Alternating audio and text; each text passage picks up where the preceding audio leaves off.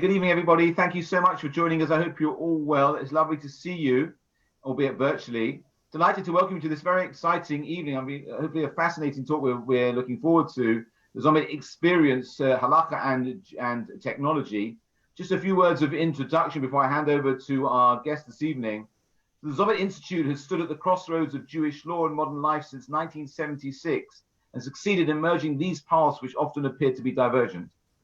For close to over 35 years, their staff of 25 rabbis, researchers and engineers have devised practical and pragmatic halakhic solutions for institutions, businesses, and private citizens.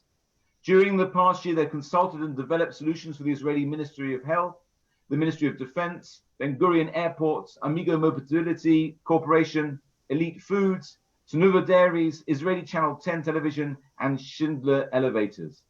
Zomet's engineers have developed and implemented technologies that enable products such as metal detectors, security jeeps, elevators, electric wheelchairs, and coffee machines to be used on Shabbat. Zomet has also published over 35 volumes of Tchumim, which contain almost 14,500 pages of halakhic research and response, written by leading rabbis, scholars, scientists, doctors, lawyers, engineers, and economists. Our guest this evening, guiding us through the Zomet Institute, we are delighted to welcome Rabbi Binyamin Zimmerman. Rabbi Zimmerman, thank you so much for joining us this evening. Rabbi Zimmerman is an author and innovative Jewish educator who serves as the director of a number of educational organizations. He serves as director of Mizrahi Musmachim, a new state-of-the-art smicha program for English speakers in Israel, and is the educational director of Zomet Institute of Halakha and Technology. He's also co-director of Matan Mizrahi's Advanced Women's Learning Program and founder and director of Hezber, an organization dedicated to producing powerful educational materials for students and communities. He's author of Hezber's From the Source with Spirit, a series of educational books which are used by more than 50 schools throughout the English-speaking Jewish world. His background is in halakha and technology, the interface of Israel, Judaism and modernity, and contemporary educational techniques for students of all ages, which has made him a sought-after lecturer for schools, teacher training seminars, and communities throughout the world. Rabbi Zimmerman, we're delighted you are joining us this evening. Thank you so much. As I said, I know it's late there in Israel already, but we're delighted you can join us, and we're looking forward to hearing your fascinating talk about technology and halakha and the work at the Zomet Institute. Rabbi Zimmerman said, please, if you can keep your cameras on, it's meant to be as interactive as a session as possible. And he welcomes questions. If you could use the chat facility here on Zoom to ask questions, he'd be willing to take all your questions. Rabbi Zimmerman, it is over to you, and thank you so much again for joining us. Thank you so much. First of all, the introduction hopefully at least will get you interested. I don't know how much of it is true, but hopefully will definitely get you interested. But definitely I would love for as much participation as possible, both if there are questions as well as if I ask questions, feel free to answer. Hopefully it won't get out of hand, and we'll enjoy it more that way. There's definitely a lot that we'd love to talk about, and we are limited by distance, while at the same time limited in time, but definitely at least to start off a little bit, give you a little bit of a taste from a distance of the Zomet Institute and what we do. The Zomet Institute, I'm just going to share with you my screen, just to make things a little bit easier just to understand. But do you see this? I'm afraid you don't. One second. Please tell me if you have trouble seeing this.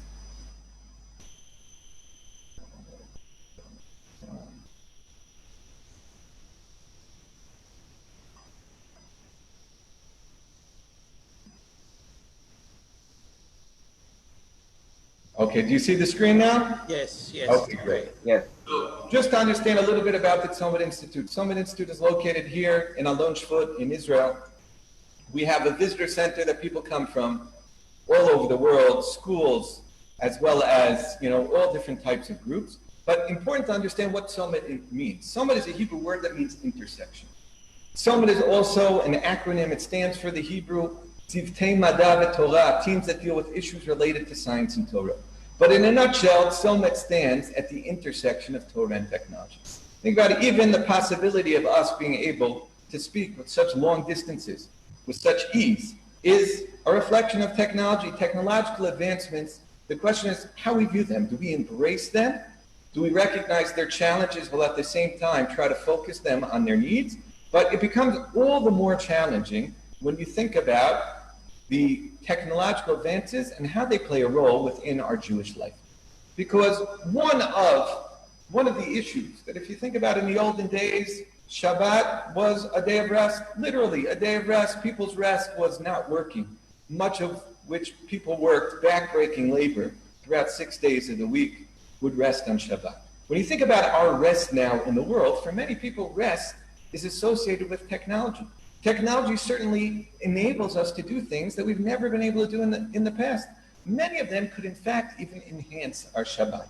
And if we think about some of the needs, electrical uses, things that electrical technology can allow us to enhance our Shabbat. So there are many things like hot food, security, movement, health, all these basic things that we are able, from divine grace, to be able to apply technology throughout the various days of the week. The question becomes what a person does on Shabbat. And when you think about these needs, some of them exist throughout the entire world, right? There are Jewish doctors, Jewish patients throughout the entire world. Some of these needs are unique in the state of Israel, because the state of Israel not only needs security, the state of Israel needs an army, it needs a navy, it needs an air force.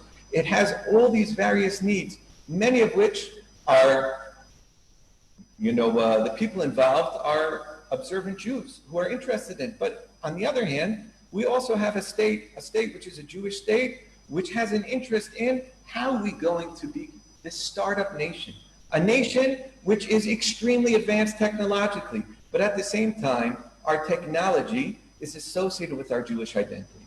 And therefore, many of the issues that exist throughout the rest of the world, that maybe one could say, well, you want to know what? It might be a challenge, but there are non-Jews we could call for assistance or whatever it might be. Clearly, when it comes to the state of Israel, we cannot put our security in the hands of others. Certainly, all our fighter jets, our Navy ships, and our Army bases, police stations, are going to have Jews on board. And therefore, the question is, how do we do so in the most ideal manner? How do we become the Jewish startup nation? And let's just deal with one very basic issue, which we'll begin with. And that's security at the Kotel. Okay, so if you take a look over here, there is a security apparatus that's clearly very beneficial throughout 6 days of the week. Because you don't know, even looking at me from a distance, it's hard, but even if you'd be looking up close, you'd be whether I have anything or not. And you'll be able to tell.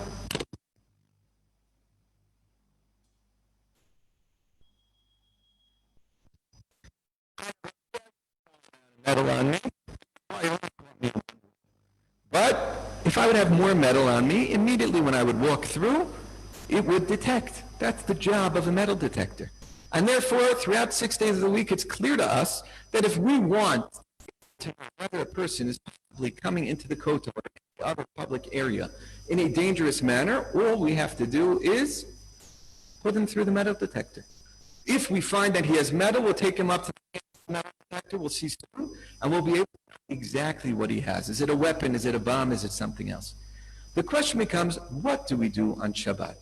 This is a great device, 6 days of the week, but this is a regular electrical device. When I walk in, if I have metal, I turn on the device, which at least for now, let's assume is something we're not going to be doing on Shabbat. Assume we'll understand why. The question becomes, so what do we do throughout the days of the week? Are people having trouble with sound? Yes, Rabbi, it's quite difficult to hear you sometimes.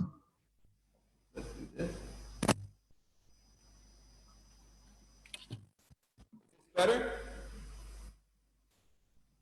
Yeah, sounds a bit better. Okay, great. So please let me know if there are problems again. But essentially, the question becomes, what are our options? If we don't have a device like this, what are our options for security on Shabbat, at the Kotel and other places? So you might say, well, who needs electrical devices? After all, we could just do the old-fashioned pat-down. Frisk every single person who comes to the Kotel, and we'll be able to know whether they're dangerous or not. What do you think? Will that work or not? chances are that will not be so effective. And why won't that be so effective? Because number one, it takes an extremely long time to do a proper frisk. And we're talking about thousands of people going to the Kotel, at least non-Corona days. What are we going to do? How are we going to maintain security for that many people? So you say, okay, well, we're not going to check everyone. We're only going to check those suspicious-looking individuals. That should be sufficient. What do you think? Will that work? No? I see Jonathan Taylor, it says on the screen, saying, no, why won't that work? Because, think about it. That dangerous individual, what are they most likely to do? To dress up. Put on a disguise. You put on a disguise, you look like anyone from Bourne Wood, and they're not going to be checked. And therefore, you're going to get away, possibly, God forbid, with murder. So what are we going to do? So I'll tell you, you might say, no, we're going to train our security guards very well, and they're going to be able to profile. They're going to be able to know who's dangerous or not. But remember, it's very hard to know if somebody's dangerous when they have a disguise on. So I'm going to put someone up here on the screen who's actually going through Kotel security. Anyone who's been through Kotel security might recognize he's going through Kotel security. I want you to decide if he is dangerous or not. On your mark, get set, and go. What do you say? Dangerous or not? So let's see. Let's see what he has in his pockets, in his socks, sleeves, and just about everywhere else in his body. This joker is heavily armed with every single gun he could find in the toy store. These are all toys. He is not dangerous. He is not dangerous at all. But no one would have known, because anyone can hide on their body as many things as possible. And therefore, if we want security at the Kotel, it's clear that we are going to need a special device for Shabbat. You go to the Zomet Institute, you go to the Kotel on Shabbat, you're going to see this picture here from the Zomet Institute. This device at the Kotel was made here in the Zomet Institute. What I'm going to do now is show you a little clip, just to give you a little taste of some of the things we do here in the Zomet Institute.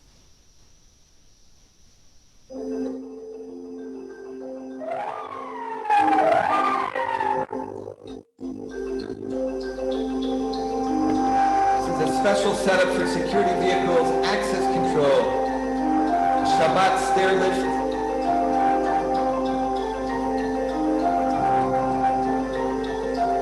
Special Shabbat electric wheelchair, electric scooter. Special computer we made for the Israeli army. All different devices you'll find throughout hospitals.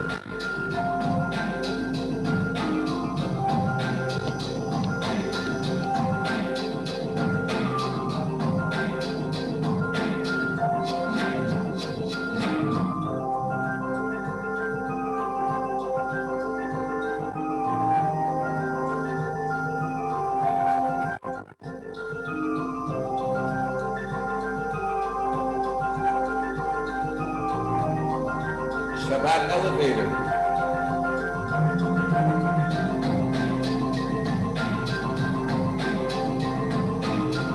Emergency call button for doctors and nurses. Special security at the Kotel.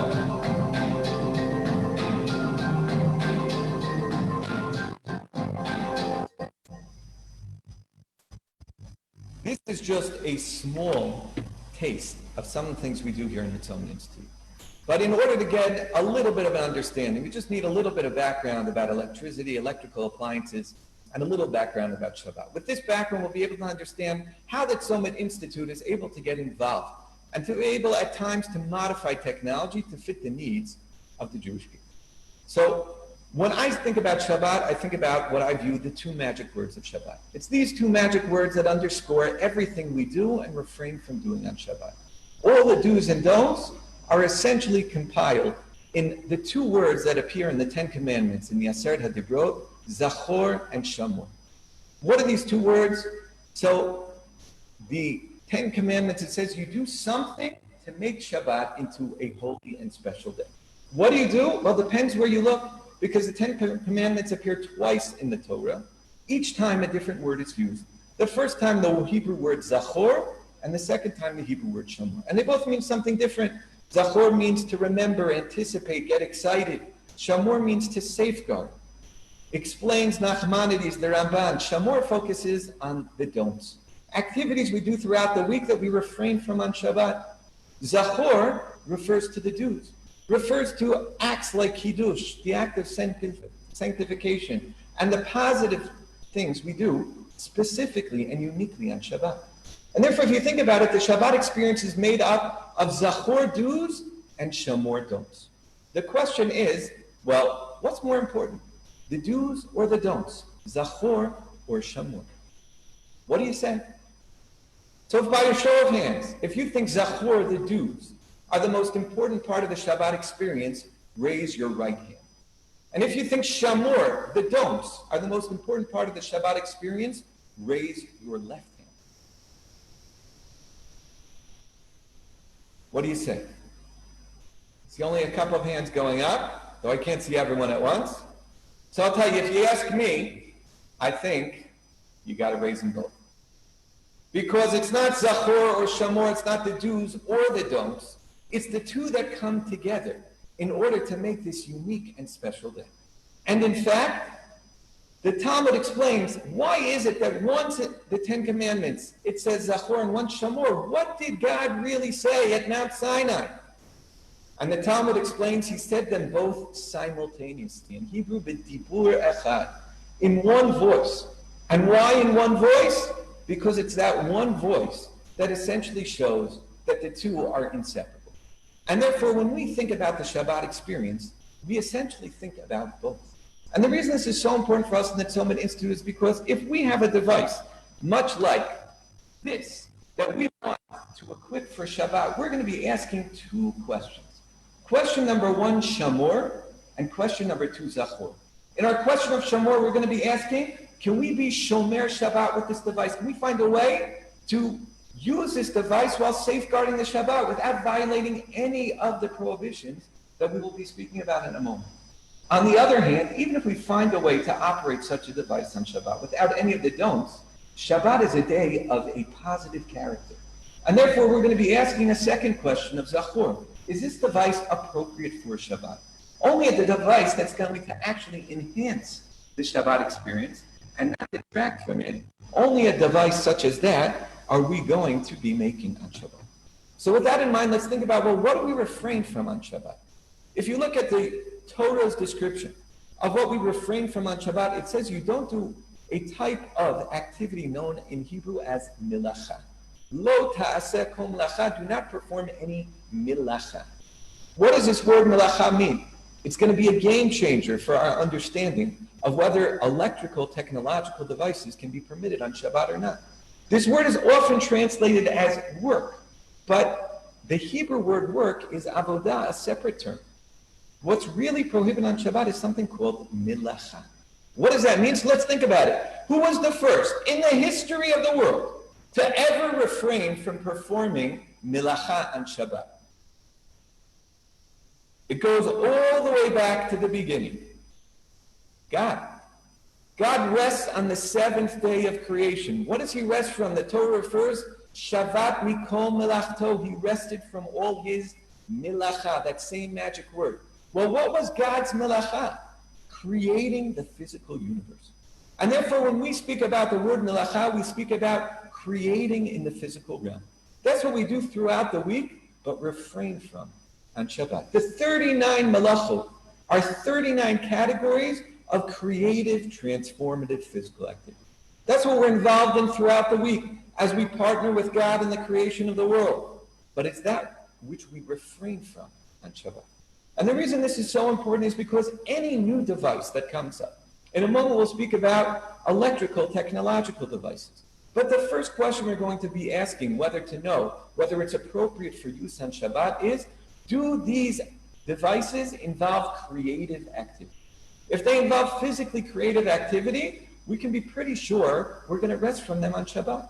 And then we're going to look, well, which category within these 39 categories do they fall under? Because the 39 categories are the archetypical categories of a certain type of creative purpose. Any other act that performs that same creative purpose is going to be prohibited on Shabbat. And therefore, we know that we're going to do our creative activity in advance of Shabbat in order to have this wonderful day where we don't have to worry about creating, because everything has been done in advance. But at the same time, through Shamor, through refraining from these don'ts, we are going to empower ourselves to enjoy the Shabbat through Zachor, through the positive mitzvot of Shabbat. Two of those positive mitzvot that are very important for us are oneg and kavod. Oneg means to delight and enjoy the Shabbat experience. It happens by having wonderful food, tasty food on Shabbat. Kavod Shabbat. The Shabbat queen is coming to our home and we want everything fit for royalty. And therefore, if you think about it, electrical devices have the power to enhance our Shabbat experience. They could give us good food, good temperature. They could give us a wonderful, beautiful home. But it all has to be done within this framework of Zachor v'Shamor. Within this framework of refraining from creative activity for one day a week, to not focus on the physical creativity and to replace it with creative relationships, with our family, with God, with our friends. And through that, to enjoy and beautify the experience. And with this in mind, let's speak about electrical devices. And we're going to want to understand how electrical devices work. We're going to understand what creative physical activity is involved in the operation of such devices. And is there a way to operate them, at least under certain needs, in an alternative manner? So we're going to start all the way from the beginning.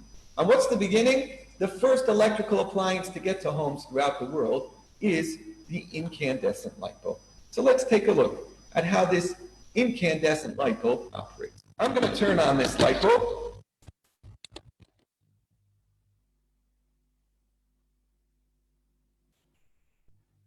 The question is going to be how this operates. What exactly is going on in this device? What causes it to provide light?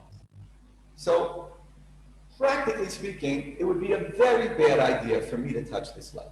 This light is extremely hot.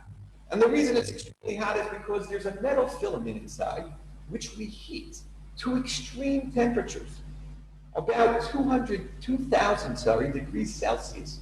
For what purpose? After all, we don't want heat, we want light.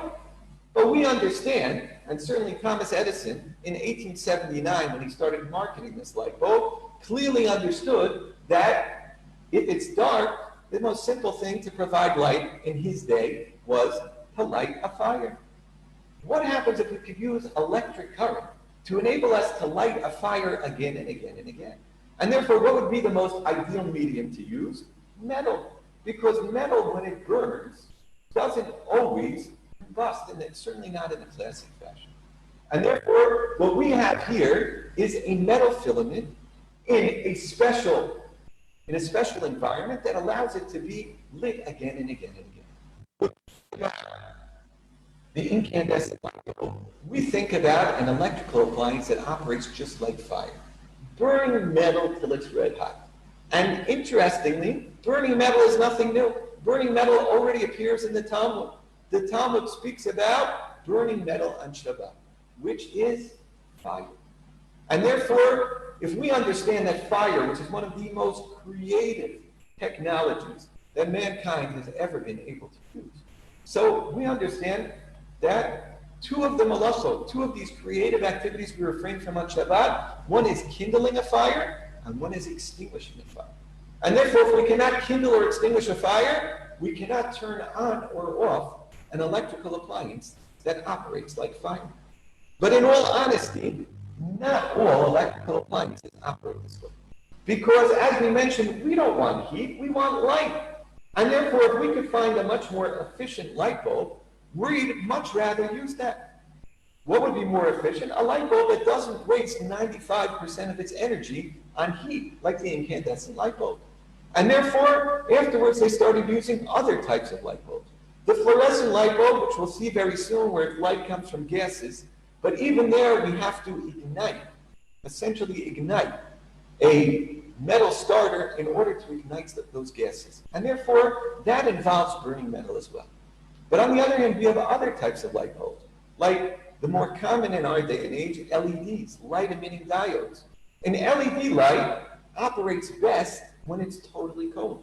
And therefore, a really good LED is not going to get hot at all. Even the ones that get hot are only going to get hot because of the light energy and not because of the way in which it functions.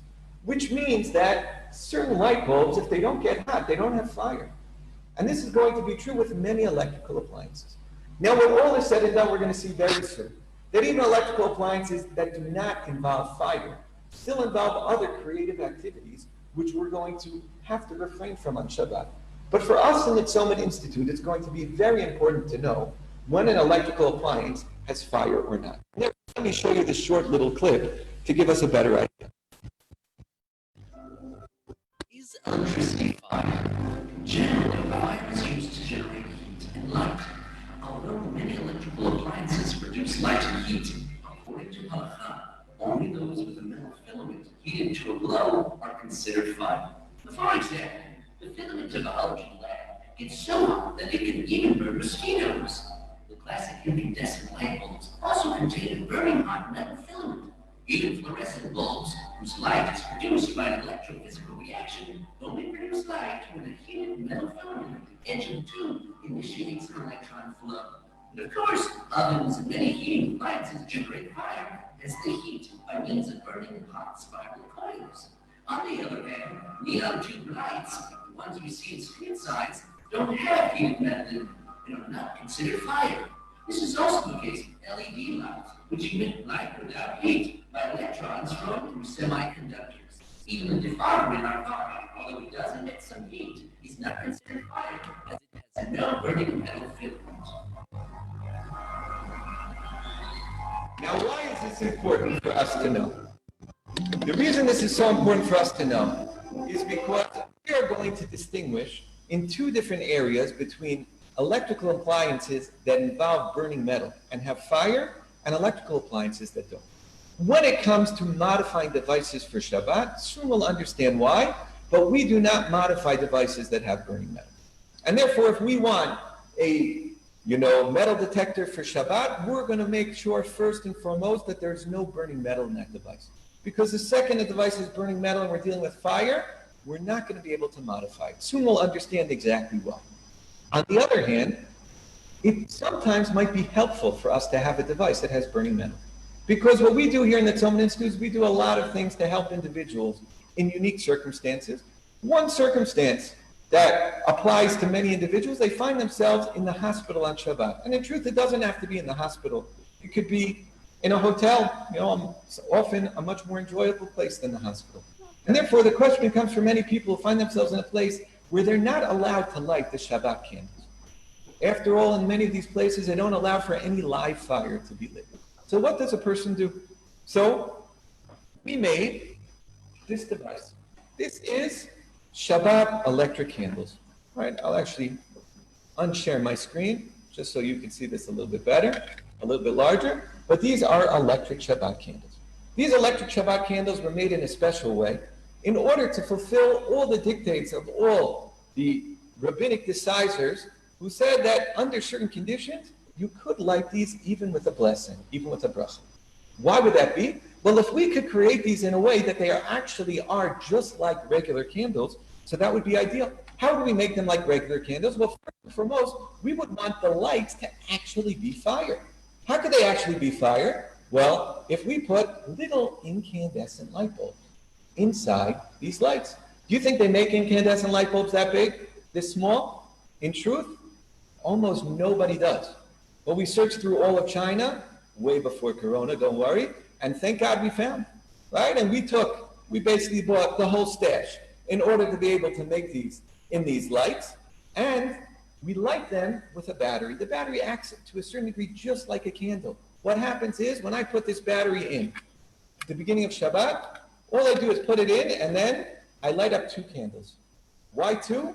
Zachor and Shamor, those two magic words of Shabbat. The do's and the don'ts, this wonderful, wonderful combination that makes the Shabbat so special. And therefore, first and foremost, when we're going to be involved with electrical appliances, we're going to want to know, are we dealing with an appliance that involves burning metal or not? If it involves burning metal, it's going to restrict us more on Shabbat, but it's going to actually help us. for other things. The question though is, well, whether a device has burning metal or doesn't have burning metal, it for sure has electric current. So let's understand how electric current works. How do electrical devices work? So you take a look right behind me. You can see a light. If I would want a light, turn on the light, I'm going to press a button. Did the light go on? No, something happened, but the light did not go on. Why did the light not go on? Because my circuit here is open. As long as the circuit is open, the electric current cannot flow into the device. Only when I close the circuit is that going to be possible. So look what happens when I close the circuit. Magic. I allow for the circular flow of electric current, and I turn on my light. I turn on my device.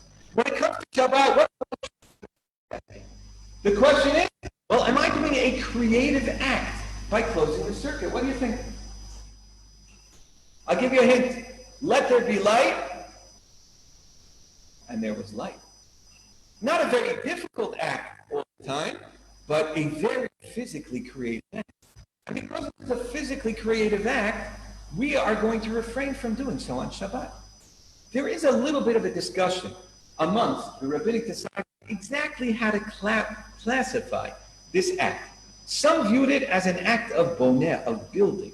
And you think about it for a moment, well, what exactly am I building when I close the circuit? So some might say, I'm actually building the circuit. One of the rabbinic decisors, the Chazon Ish, went even further. He said, not only am I building the circuit, but if you think about it, I'm really building a light.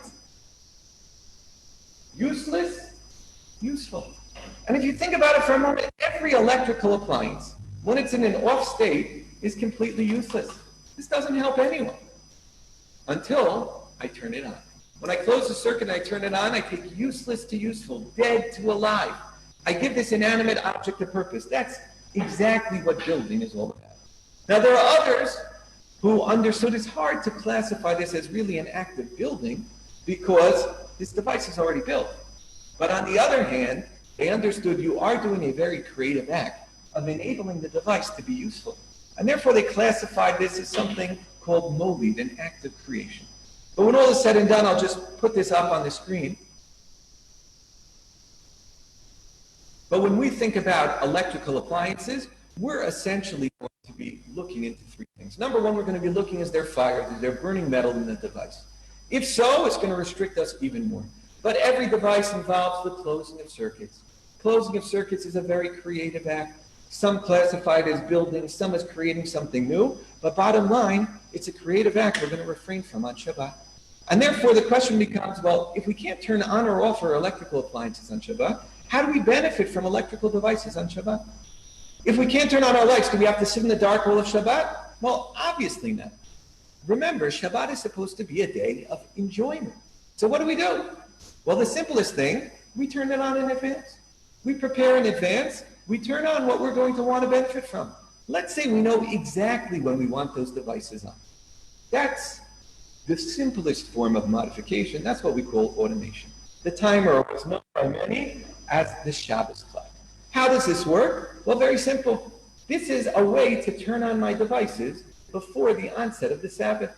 What I do is I set up everything, do all creative activity before Shabbat, and I get to benefit without any act on Shabbat itself. I could be in a different country, but everything will be operational because I'm not actually turning it on Shabbat. And therefore, this simple act of modification is going to be what we'd want to do if we ever have a device that really needs to be operating on Shabbat. Now, you don't need us to put a timer in your home, but there are certain more elaborate devices that in our day and age could be operated through automation. If you think about the dairy industry, milking cows in the dairy industry is something that's done 4 times a day. There is no way when Shabbat comes to refrain from that creative act of milking a cow. But at the same time, we're going to want to have the cow milked so the cow does not undergo extreme pain, at the same time doing it without performing any of these creative activities. So in our day and age, we have the opportunity to use automation. This is robotic milking. Essentially, devices machines that do the entire milking process all by itself. A fascinating thing. In Europe, they have many of these robotic farms, but robotic farms which essentially allow for not only milking, but even the feeding and everything done by the animals, all through machines that get to know each one of the animals in a rather intimate way, knowing exactly what the animal needs, both in terms of its feed, in terms of its timing, and in terms of its milking. And therefore, there's no human interaction in that milking process at all. And therefore, through automation and through technological advancement, we could actually find a way to ensure that our cows are milked in a safe and very comfortable manner, while at the same time not coming into any questions about the observance of Shabbat. And therefore, we're going to use automation whenever we can, but sometimes we can't use automation because we need two basic things for automation to work. Number one, we need to know in advance when we need something. If we don't know in advance, automation doesn't help us. Even if you think about putting your lights in your own home on a timer, well, it's not so effective if I don't know when I'm going to get home from the synagogue or the like. And therefore, it's not always going to be an option.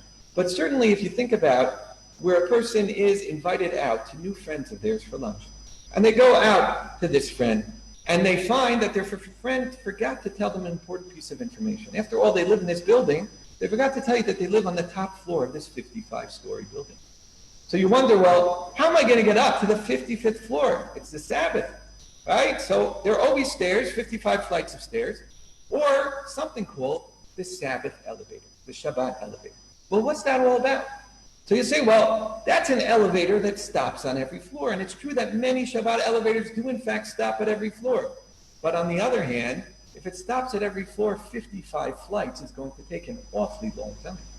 And therefore, it's certainly not going to be so enjoyable.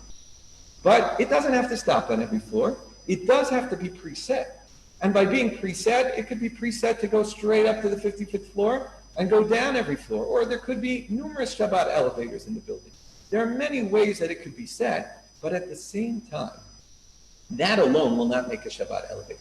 Because presetting a light is very simple. A light is not a very smart device. It does not react to you, but a Shabbat elevator does. And therefore, a Shabbat elevator is going to know, meaning an elevator as a whole, is going to know when somebody comes in. Immediately a sensor is going to go off. It's going to start weighing you. Many ways in which you're going to operate the device, even without pressing a button. And therefore, when we make a Shabbat elevator, we make sure it is completely automated. Take a look at what we do. Elevators automatically move between floors at set intervals, with their doors programmed to open on each floor. All buttons as well as the weighing mechanisms are deactivated on Shabbat, except for the emergency button. The sensors only operate right before the doors are shut, as a warning buzzer is sounded, indicating the doors are about to close and entering and exiting the elevator is prohibited. Floor indicator also be a type of light that is not considered fire. If we summarize, how does our Shabbat elevator work? Our Shabbat elevator works by making the device completely automated. You do not affect its operation at all. And this is, in Hebrew, a sak halacha, a halacha decision of Rav Shlomo Zalman Auerbach, one of the great rabbis who was not only an expert in Jewish law, but an expert in technology. And he writes that using our Shabbat elevator would be permitted to be used both for going up and going down, because essentially it operates through complete automation. You do not affect its operation in any significant manner at all. And therefore, because of this, we understand that if automation is an option, we're going to use it. But as we pointed out, it's not always an option. Sometimes we're dealing with very complicated devices that cannot be automated, and sometimes the reality is we just don't know when we're going to need a specific device. And we can't set it to automate it before Shabbat. And therefore, we're going to get involved to make devices, even that we have to operate in a unique manner on Shabbat. And this is many of the unique devices that we make. When will we do so? Well, the first most basic is when it comes to saving lives. The Torah describes the purpose of mitzvot, God's commandments, are to give us life, to enhance our life and not to bring about our death. And therefore, if saving a life calls for the operation of electrical devices on Shabbat, of course we're going to do so. It's a mitzvah to do so. So you might say, well, if that's true, who needs a Zomet Institute? After all, we can do this anyway. So the truth is, you're correct. If there is a matter of life and death, do whatever you need to save a life. A tremendous mitzvah. But then think about it for a moment. There's clearly not every medical issue is life or death. Sometimes Jewish law allows us to do enhanced things on behalf of those who are sick, even in non-life-threatening situations. But in order to use technology in its optimal, we're going to want to create devices that allow us to use even for people whose sickness is not life-threatening. But even when dealing with medical issues, we distinguish between emergencies and chronic conditions. Because think about it for a moment. When there's an emergency, you don't waste a second. But let's say somebody has a chronic illness. They have a certain electrical device that they know at times they need on Shabbat. They don't know when. They can't set it up in advance. They can't even leave it on all of Shabbat. What would be the ideal way to do so? So I think about this. Think about giving a little child a candy bar. You offer a little child a candy bar. You say, this candy bar is all yours on one condition. You share this candy bar with a sibling. A little child who has a sibling thinks to themselves, awful. Well, it's my candy bar. I just got it as a gift. How much are you going to want to give up of your candy bar? The average child is going to give up a little bit. If they give up a square, they're already one of the righteous few. What's that mean? Well, it means very simply that if we have something that we love and we view as a gift, and we have to give up part of it, we're going to want to give up as little as possible. And the same thing in Jewish law. If we could save lives while observing Shabbat at the same time, maximize our Shabbat candy bar, it's a no-brainer. And therefore, we're going to make devices that are going to enable people with chronic conditions, enable hospitals, army bases, police stations, even the Kotel, to operate in ways where we can have our Shabbos candy bar, even while doing what's necessary for medical and security. But we in the Institute also make devices for the handicapped and disabled. And this is one of the unique things we do. If you look over here, you see that we have the Shabbat scooter. The Shabbat scooter is a device that allows people who have difficulty walking to be able to operate in a unique fashion on Shabbat. The reason we make this device is because the great rabbi we mentioned before, Rabbi Zalman Auerbach, the expert in Jewish law and technology, and an expert in people, told us that we have to find a way to modify devices like this for those who are handicapped, disabled, and for other reasons might need these devices. We asked why. Why is it so important? So you'll say, well, it's going to allow people to enjoy Shabbat, and that's true. We want to do things to enjoy Shabbat, but we usually do things in advance of Shabbat. We operate electrical devices in advance of Shabbat to give us hot food, beautiful homes, all those things. This is a device we're going to have to operate on Shabbat itself. Now, we're going to operate in a very unique manner, but still we're operating it on Shabbat. Why is this appropriate? So I'll tell you very quickly, with the help of two stories, of what this rabbi told us. The first about little 8-year-old Shira, who described to us how her life dramatically changed when her electric wheelchair got Shabbat mode. She said originally Shabbat was very difficult because there wasn't always someone to push her around in her wheelchair, and she missed out on so many different things. She said that all changed and Shabbat became the highlight of her life after she got her electric wheelchair equipped with Shabbat mode. Because now all by herself, she could move, she could go wherever she needed. And on Shabbat, there were unique things that didn't exist throughout the week. Among them, her favorite thing was where she lived, there are no cars on the street on Shabbat. And because of that, the girls on her block would go out and have these giant games of jump rope. And originally, she used to hear their giggling from her apartment window, but she could never join. Now, she says, the second she hears that giggling, she goes all by herself in her electric wheelchair. And she not only gets to play jump rope with all the girls, she is actually the star of the game. Now, you ask yourself for a moment, well, how do you play jump rope in an electric wheelchair? So I'll give you a hint, she doesn't jump. What does she do? Well, she twirls the rope.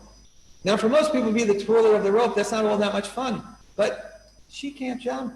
She wants to be a part of the group, a part of the game. So she is so happy to be there twirling the rope. She has the most wonderful Shabbos. But not only that, she's actually the star of the game. Because when she's there, the other girls get to jump all that much more. And they're so happy she's there, they started inviting her during the week as well. And her whole social life changed. Explained this great rabbi that if we can enhance someone's Shabbat experience in such a dramatic fashion, if there is a way, we have to find it. And he went even further. He said, this will save lives. This is Dr. Canada from Montreal, Canada, who had cancer of the vocal cords. And because of that, had no way of communicating audibly without a personal voice amplifier. He asked us, is there any way to modify this device for use on Shabbat? We worked on it, and thank God we found a way. About a year later, Dr. Tannenbaum sends us a letter with a box. In the letter, he writes as follows. He says, I'm a doctor. And every doctor knows that the way a patient feels about their medical condition impacts their ability to heal. He said, what you gave me by giving me the gift of speech on Shabbat is worth more than 1,000 medical prescriptions. Because the doctors told me there was no hope of my survival. But your device actually gave me a new lease on life. And because of that, against all the doctors' predictions, I miraculously healed. And I know it was your device giving me the Shabbat experience that did that. And because of that, in this box, I'm returning the device to you, he said, because thank God I don't need it anymore. And I want other people to make use of the same technology. What Dr. Tannenbaum illustrated is exactly what this great rabbi told us. If we find a way to make the technology in the way that the Torah allows us for the sick, handicapped, disabled, and security needs, we will actually save lives. And therefore, the question is not how. The question is not will we, but how can we? And in order to do so, we're going to speak about two very quick methods that we use. The first is something called indirect causation.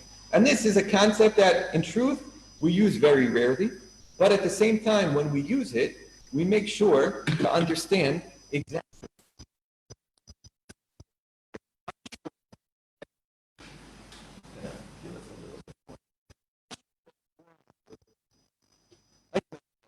Anyone who makes too much noise could get in trouble. And therefore, I'm going to do whatever I can to make sure I do not make too much noise. If you look over here, I'm going to make sure to move this very, very slightly. All I'm going to do is touch this last yellow thing. Trying to push it. Did you hear that? You heard that bell? That bell means I was unsuccessful. As much as all I did was this, right? Still, the bell rang. So you might ask, well, did I actually ring that bell? After all I did was this. My action alone does not ring any bell. But these are up. I actually did ring the bell. Why did I ring the bell? Well, this is a domino effect. Domino effect means I only touched this, but my force continued. Chain reaction, knocking down each domino, including the last one ringing the bell. For even though there may be a delayed result, ultimate result, it is all my action. And I can prove it very simply. How can I prove it? Because now I'm going to do it again, but I'm going to push it down quickly, and then as quickly as possible, I'm going to pull this back. Let's see if I succeed in stopping. Don't succeed. Why don't I succeed? Because that's what the domino effect is all about. Everything is a product of my initial force. And because of that, even if we're a delayed reaction, on the other, take a look over here for a second. I'm going to try my best. Rabbi, your audio's gone bad again. If you look carefully, right now, the bell is going. The question is, am I responsible? Do I?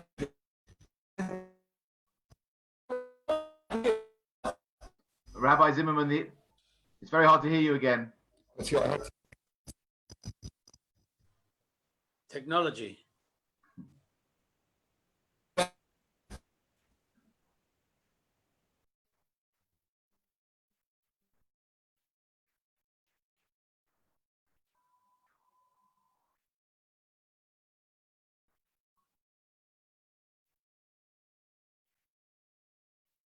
No, we can't hear you at all now.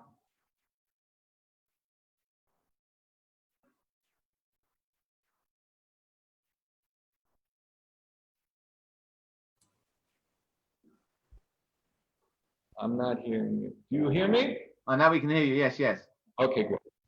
Okay. So basically, what we're going to see is there's a difference. Even though these two things might look very similar, there's actually a big difference between them. And the difference between them is what we mentioned. Is there a chain reaction? Is there a domino effect in that which I'm doing? Even bring a little bit of a closer up. If you look over here, no bell rings. My action, no bell rings. But on the other hand, even there, If the dominoes are not all up, my action doesn't cause any result. Here I did it though when the motor was operating, but still there's a big difference. The motor is operating, but here I could change my mind and put it back, and the bell is never going to ring. Here, my action doesn't have any chain reaction, and therefore my action ends. I could undo it. Let's say I don't undo it.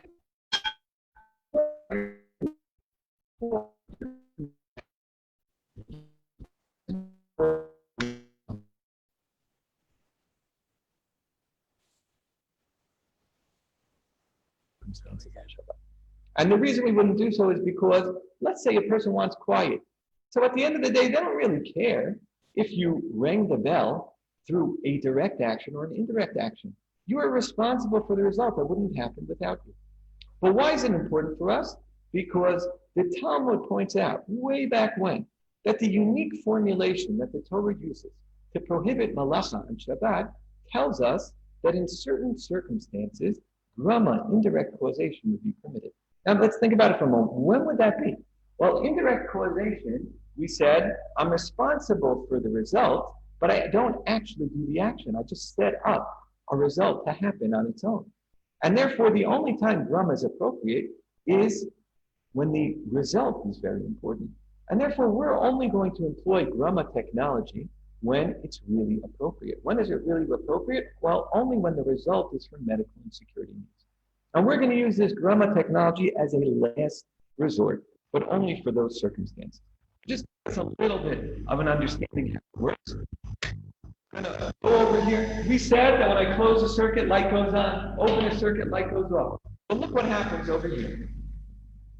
Had I closed the circuit, the light would go on immediately, but no light goes on. On the other hand, right now, that light goes on. Oh, how's that happen? Okay? Now, when I open a circuit, light goes off. Had I been opening a circuit, the light would go off immediately. So clearly I'm not opening any circuit. But if I'm not opening a circuit, how's the light go off now? So if you look over at the distance between the two, it might be a little hard for you to see, but over here we have a little computer. That computer lights up every few seconds, completely independent of me. It's been lighting up this whole time, but nothing happens. I can't actually turn it on. There's no circuit here. The circuit is actually connected to the computer. The only thing I can do is actually cause the computer to turn it on. How do I cause it? Well, that was my action. It's done. Nothing happened. I could pull it down and nothing ever will happen. But if this computer sees twice that I move that, the computer will turn on the device. That is the technological basis of how grama technology. And therefore, my action does nothing. First time it lights up, nothing happens. The second time it lights up, it turns it on. Well, when are we going to employ grama technology? Well, very rarely. But we are going to employ grama technology when we have certain devices for security needs we otherwise could not perform. I'll give you an example. Okay, we have here a nebulizer. Okay? A nebulizer for people with extreme asthma. This is a device that cannot be left on all Shabbat. A timer is not helpful because we can't plan our asthma attacks in advance. And therefore, I'm going to need to turn this on Shabbat. We think the best way of turning it on is through grama. That's what the Torah says. You point grama in these circumstances. So we have a special device. You can connect medical and security devices for people that have chronic illnesses or possibly some other needs. And the way this works is I'm going to now put this down. Nothing's going to happen. I'm going to press this button. But if you can see over here, there's a little like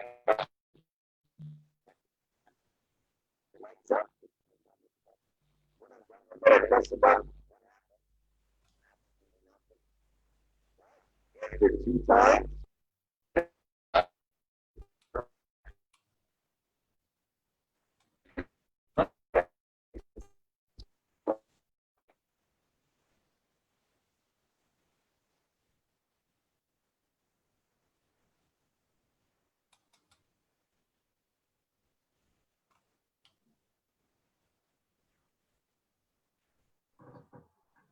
There is an irony in the fact that the technology seems to be letting us down.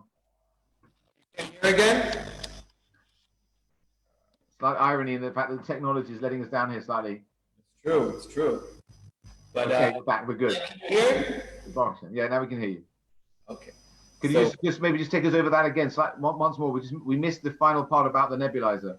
Yeah. So essentially, the way the nebulizer operates is we're going to operate it through Grumma technology. Grumma technology is going to enable us to essentially indirectly turn on the device. It's not something that we employ generally. It's something we employ when the specific formulation of the Torah, as already explained in the Talmud, essentially gives us the tools to be able to operate certain devices, to maximize our Shabbat experience, to help certain people even who are not in life-threatening issues, but to help enhance their medical condition based upon the rules of the Torah, and I'd say even more so, to enable us to have a Jewish state operational.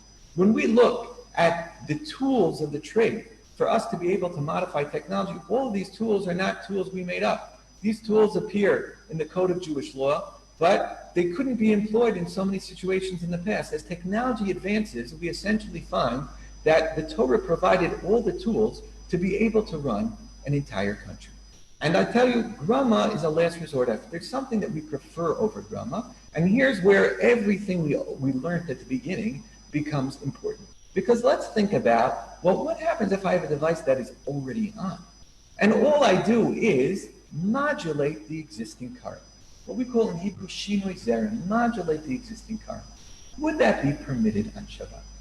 So when we think about it, we're clearly going to distinguish, number one, between a device that causes something like a fire, that lights a fire, or not. Because when we think about it, fire is connected to the result. Anytime I extend fire or I limit a fire, I'm going to be either kindling or extinguishing. And therefore, any device that involves burning metal, like an incandescent light bulb, or other things, any change in the level of burning metal is a change in the fire, and therefore is going to be prohibited on Shabbat. And therefore, if we have a device that we want to modify through the shinui zeren, modulating the current, we're going to distinguish between those that have burning metal, that have fire, and those that don't. Because a device that does not have burning metal. So let's think about this for a moment, right? If I have over here my lamp. So for sure, whether there's burning metal or not, I cannot go and close a circuit on Shabbat. Closing a circuit is an extremely creative act, which is prohibited on Shabbat. But let's say that this is already closed, circuits are closed, and not only is it closed, but I've modified this device in a way where now I cannot actually turn it on. The only thing I can possibly do is increase or decrease the electric current. But would that be permitted on Shabbat? So we're going to ask 3 questions of Shamor, 3 questions involving the domes, and then 1 question involving when we come to the domes, we're first going to ask, well, does this device have fire? This is a light that I can touch. It doesn't have any fire. What about building, right? Or creating something new, those other 2 prohibitions. So if you think about it for a moment, we said, well, what's the problem? Take me a device that's useless and making it useful. But let's say I turn on this device before Shabbat. Can I block the light on Shabbat with my hand? Well, I'm not doing anything creative. The light is still there. And therefore, that's not going to be problematic. In fact, we even have special Shabbat lamps that I don't turn off. It's on. I just cover it up on Shabbat. Same type of thing. Once something is created and remains created, it is not prohibited. And that great rabbi we mentioned before goes one step further. He says, well, if we make a device in a special way, and we make it that we're not closing or opening circuits, but all we are is modulating the existing current. So if that device does not have any burning metal, none of the prohibitions, the dose, the shamor issues are involved. Can we make a special device like this on Shabbat? He says only for Zachor, only if it will actually enhance the Shabbat experience. What would be an example, a prime example of a device that would enhance the Shabbat experience? Well, go back to security at the kotel. Security at the kotel. So we want to secure the kotel. Now, true, this is an act of security. On the other hand, this is also a unique act in the sense that somebody who walks through the metal detector, for them it's not life and death. Let's say they know they have metal in their body. They want to be able to go through without worrying about anything. So we make these devices for the hotel. You go to the Western Wall on Shabbat, you'll find our devices. And look what I'm going to do. I'm going to move it into Shabbat mode. So if you can see over here now, the lights are on. This is in weekday mode. I'm now going to move it on what we do right before Shabbat and after the on Shabbat mode. This whole part of the device is completely deactivated, not operational. On the other hand, let me just make sure that I get some metal on me. One sec.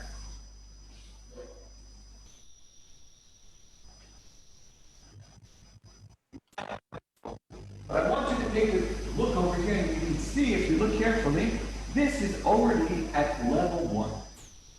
All the circuits in this device are completed. There's going to be no lights and no sound. What we're going to be doing is looking over here at the meter. The meter is on. All the circuits are closed. If I have metal, enough metal to be dangerous, so what's going to happen is we're going to see this increase the electric current. And by increasing the electric current, you're going to see the meter move up. Tell me if you see that when I walk through. See? The meter goes up. Not only goes up, but it goes past the limit, which means that I have enough metal to be dangerous. Anyone want to guess what I have?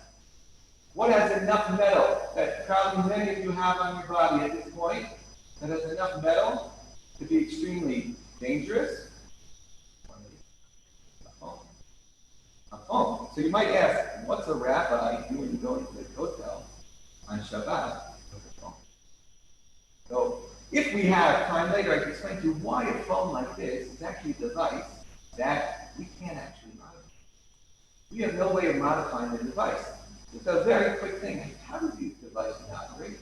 Why is it that my finger can operate the phone and something else like a regular pen? Anyone have any idea what it is in my finger that operates the device?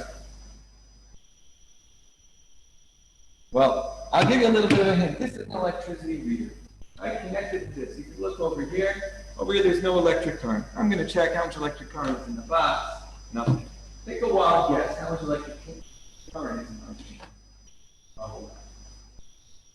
The electric current in my finger is actually what operates. And the more we understand, and hopefully maybe you'll have an opportunity to come here at some point, we'll be able to discuss the difference between how the phone operates through the electric current in my body, which is by closing numerous circuits and no way around it. Even us, with the help of probably the best Android company in the world, we're unable to operate the phone in a way without it, because otherwise the phone's battery would not even last 2 minutes. It essentially operates in a way where as many circuits are open as possible, and you're constantly closing circuits. On the other hand, if we have a simple touchscreen, and we use a number of them, a simple touchscreen with only one function, one circuit, that we could close a circuit before Shabbat, we can enhance many devices through this Shinui Zera modulating system. Now, obviously there's a lot more to discuss, but hopefully this is a little bit of an introduction, just in our perspective, how we view the Shabbat experience through this combination of Shamor v'Zachor, the don'ts which we refrain from, and the do's that we try to actually use our technology to enhance. And that mindset that we have, and some of the means that we have in order to make a device, sometimes will employ drama, indirect causation, but our ideal, when possible, is actually to modulate a current on a device that does not involve any burning metal, has no fire, and allows us to merely make minor changes in the electric output of the device in a way that doesn't perform any creative activity. Does anyone have any questions? Now, I cannot see everyone, so if...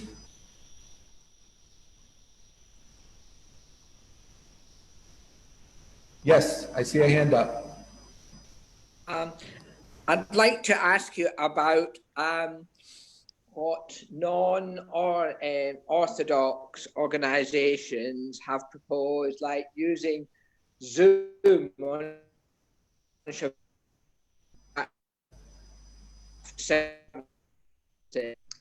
that what is the prohibition of having recorded services either beamed to one's home or one's shul, and using that where one doesn't do anything to active any electricity, etc., because it's preset.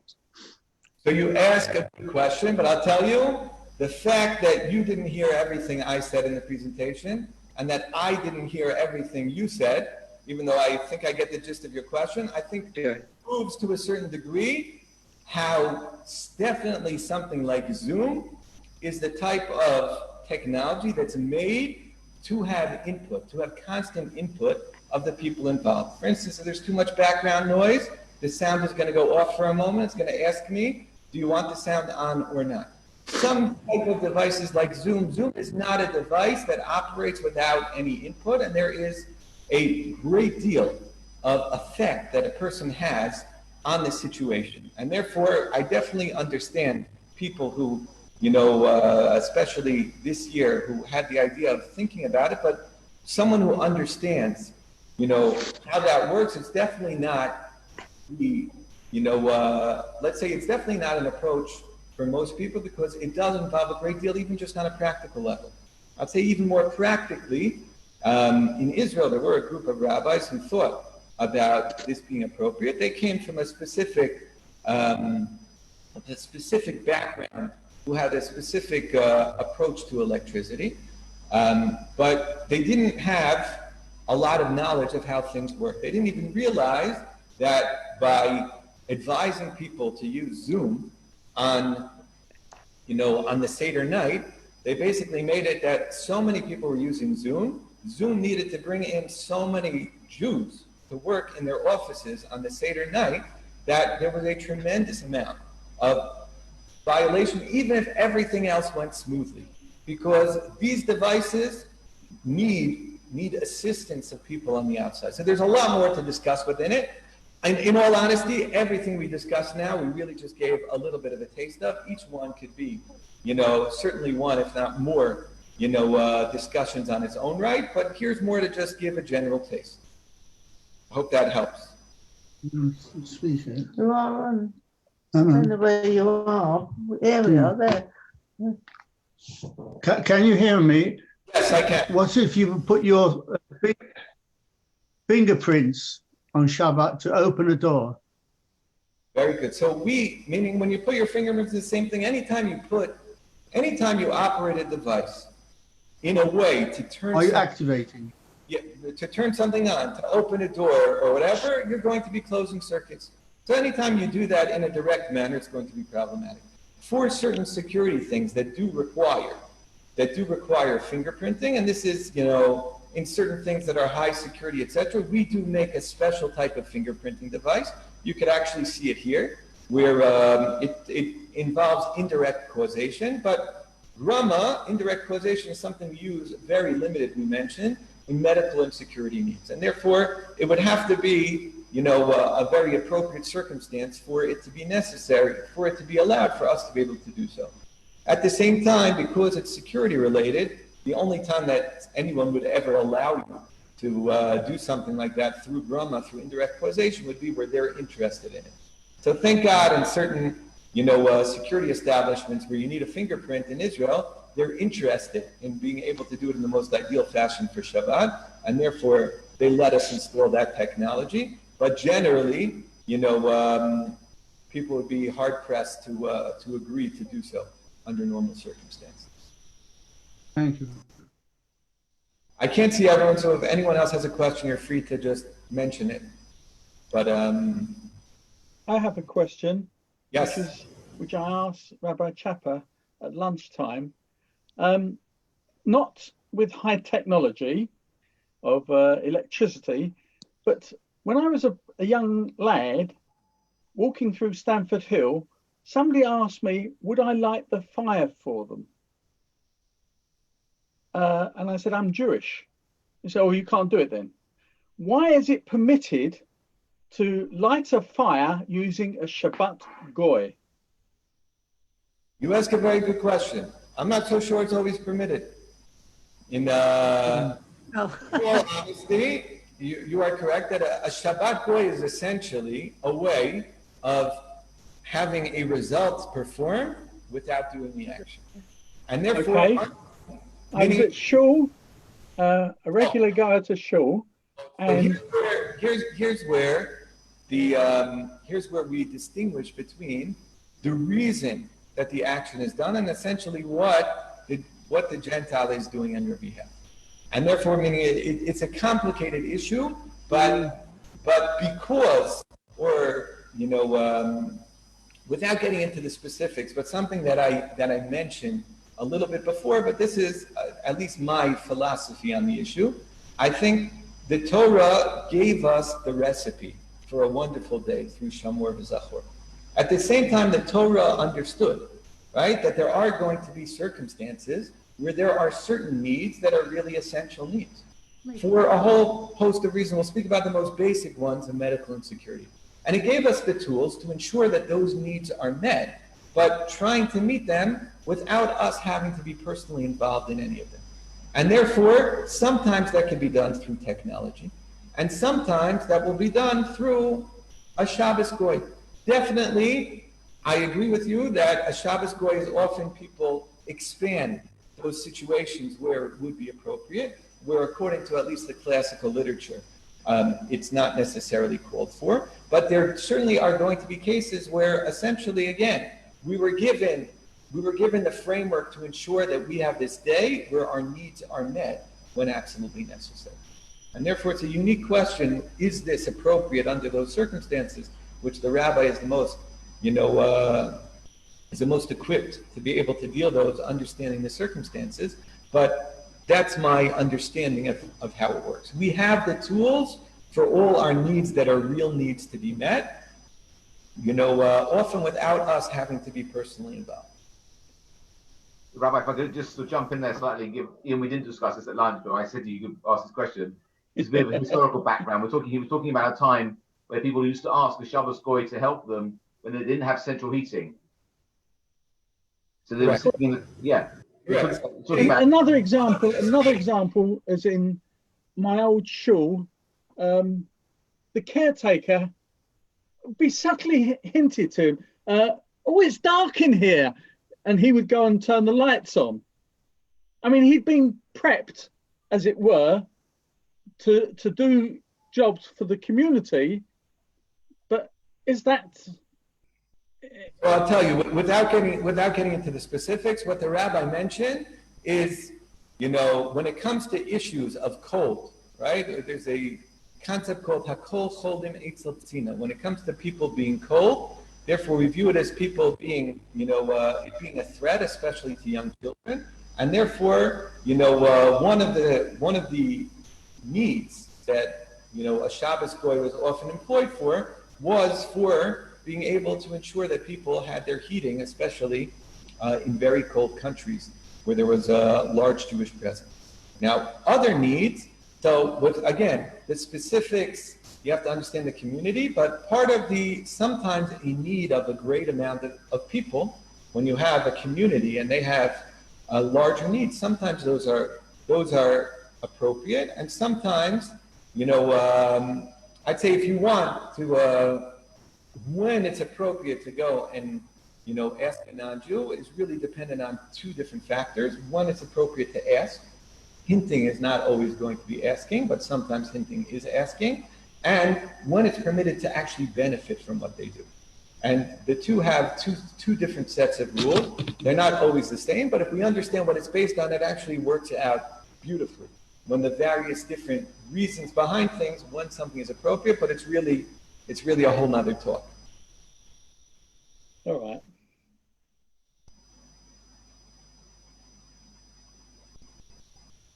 Okay, great. So firstly, I enjoyed very much. I would enjoy much more, being able to see you up close, being able to have volunteers share, being able to allow you to touch some of these things and have a firsthand experience. But hopefully, at least a little bit of a taste from a distance. I know it's, already late at night, but hopefully there was a little bit of enjoyment. Rabbi Zimmerman, thank you so much. I was going to ask you, Rabbi Zimmerman, we have a saying in English, saying, I think I've said correctly, necessity is the mother of invention. Is there an Israeli equivalent? Is that the motto of the Zomet, you think? I mean, it's more think out of the box. Right. How would you say that in Hebrew?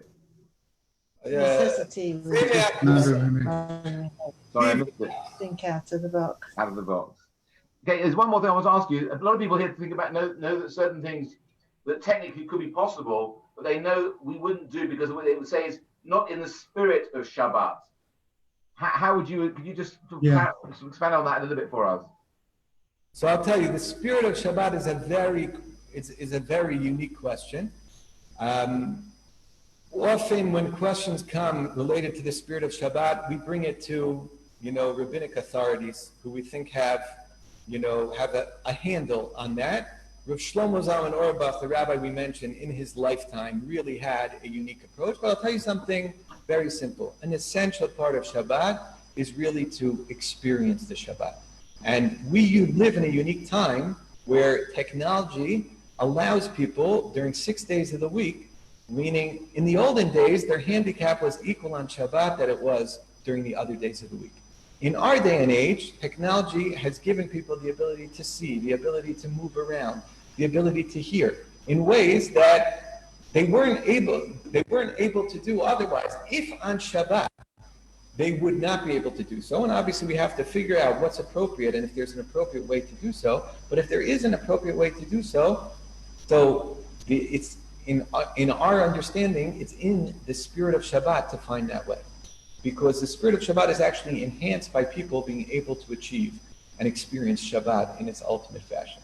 And therefore, our goal, the way we see it, is actually to enhance the Shabbat experience, both on the more broad things in medical and security needs in hospitals, army bases, police stations, the kotel, whatever it is, but also to help those individuals who need devices like this, who otherwise wouldn't be able to move around, and to be able to give them that Shabbat experience. So it's a very good question, and there is no formula, at least to my knowledge, that we will say this is appropriate. And not some things are appropriate for different locales, and not for other places. But the idea of Shabbat is not a burden. Shabbat is supposed to be an amazing day, and to give people who have technology-driven, means to enhance their lives the rest of the week, to find out if there's a way to do it on Shabbat, we view that as in the spirit of Shabbat. Well, Rabbi Zimmerman, thank you so much once again. We knew this was going to be a fascinating talk, and it really, really was absolutely fascinating. I know we could have spoken for hours, and you could have shown us so much more that goes on there. It's just to have a taster of what you do there is incredible. And we thank you particularly for the clarity of your explanation of all the halakhic aspects and technological aspects of it and how they blend together, and that whole idea of the intersection, which really is the raison d'etre of Zomet. So we thank you so much again. We particularly specifically scheduled this talk during the 3 weeks because 3 weeks is generally a sad time for the Jewish people when we think about the negative things that have happened in our past. And yet tonight has shown us Mika Amachai Yisrael. Who is like the Jewish people? Goy Echad Ba'aretz. We are a unique nation. To have people like yourselves and your colleagues there who are working both on the halachic and the technological side to find ways of improving people's lives and Shabbat experience is really something which is very heartwarming for us all, and it really is something very positive to focus on. So on behalf of everybody who's joined us this evening, thank you so much for giving up your time so late in the evening there in Eretz Yisrael. We hope you're well and your family are well and everyone there stays safe and well, and we wish you only good things, and thank you so much again. To you as well, and I'm sorry about the sound. Never mind, what can we do? That's technology for you. It's not perfect. Thank you again. Hopefully we'll meet again. Thank you so much. Good night, everybody. Thank you so much for joining us. I hope you enjoyed that. Very much.